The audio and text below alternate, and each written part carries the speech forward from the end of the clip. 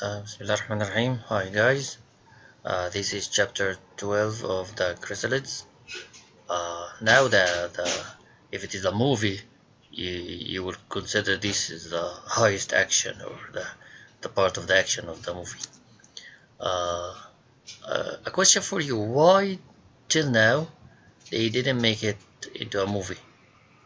Think about it. Okay, in chapter 14, David describes how he feels as he wakes up. If you remember last chapter, at the end of it, uh, David was knocked up. Someone jumped over him from the trees, and they knocked his head. Okay, so he lost consciousness as usual. Okay, so David describes how he feels as he wakes up. Gradually, David realizes he is in his pannier basket. He communicated with Rosalind, so Rosalind reveals in thoughts to him and Michael that they were attacked and taken captive by French people. All of them are safe and are being taken to the camp in the French.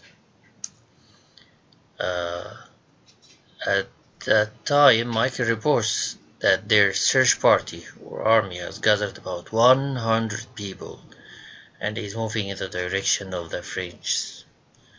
Okay, this question will be asked after that. Why 100 people for just 3 guys? We'll see that. David has a conversation with Frenchman. When David woke up, he stood up in his pannier and he saw the man guiding the huge horses, and he started talking to him. The man was friendly, and he tells him a lot about the French and the surrounding areas. And he said that the wild country will settle down, and it will be French later on. Now let's remember this. We have Waknak, and then wild country, and then French, right? So the wild country will settle down. That means it will be normal, and then later on, after years and years, the French itself will be normal. Okay, so it takes time. Just it takes time. And he said that trying to be like all the people is to be arrogant and wrong, because the people of Waknak wanted to be like old people. And this, of course, can cause another tribulation, punishment from God. So their idea is that if you are trying to be like the old people, you will meet their doom. You will find the same end. The French ideology is that life is change. Accepting change here is a great theme of the novel. If the change is not harmful, like the great horses, they are not harmful, they are very beneficial. So why Joseph Storm wanted to ban them? Because he is like a fanatic and he sticks to the rules without thinking. The Sealand woman is finally able to make contact with Rosalind and David. Why? Because she came closer. The closer she is, the clearer her signal and thoughts are. And she asks them questions about their situation. Also, they know from her that the Sealand people call themselves the new people, and they feel they are better than other people because of their ability to think together and understand each other. This ability made it easier for them to return to technology again and to invent machines and so on. And why were they safe from the tribulation? They were in remote islands, 2 islands, and they kept collecting people with the same ability. Whenever they find someone with the same ability of telepathy, they bring him or her to the community. David and Rosalind and Petra are taken to the encampment in the French, like a camp. They just see people dressed in ragged clothing. They thought before going there that they will see a man with 4 arms, a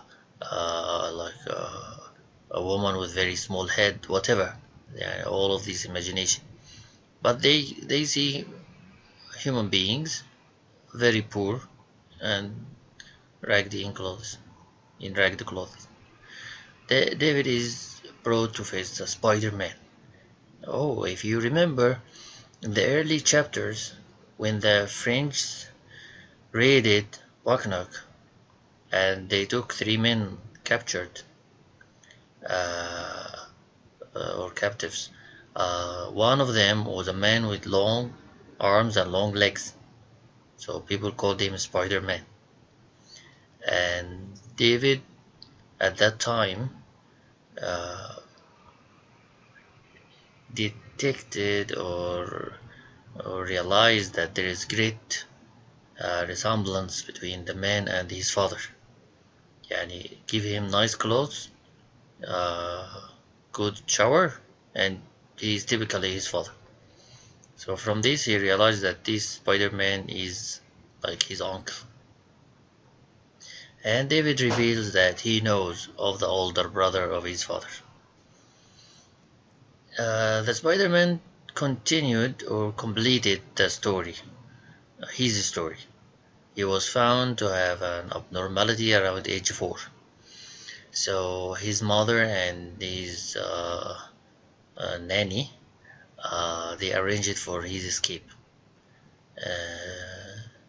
And then he disappeared and went to the French, and later on he became the leader of them. The Spider-Man feels he should have been the leader of Waknok. He doesn't think that having long arms or long legs gives other the right to deprive him the right to uh, inherit Waknok. Okay, so he thinks he should have been the leader of Waknok. And then the question I told you about, he wondered in front of David how, or he doesn't understand why 100 men have been sent just to get 3 people. The answer of David tells him that Waknok people are afraid of their ability. He does not want to tell him all about their abilities, but he had to tell him that they just communicate through thoughts. And of course he didn't tell him about the numbers of telepathy's group. The man then looks at Rosalind in a way full of desire, and Rosalind is scared. If you remember, the men or women who are sent to the French are sterilized, so they cannot have children. The Spider-Man escaped when he was young, so he is fine. Okay, but he cannot find a woman around in the French that can give him babies. So for him, Rosalind is wow, is a great choice. When David glanced at that look and understood it, he attacked the man, and they fight. The man admits he would like to use Rosalind to bear his children. He then bans David from the encampment and has him thrown out into the woods, with orders to shoot him if he returns. So the men took David, threw him away outside, and he tried to return back. They gave him another knock on the head, and he lost consciousness again. Okay, thank you. This is the end of chapter 14.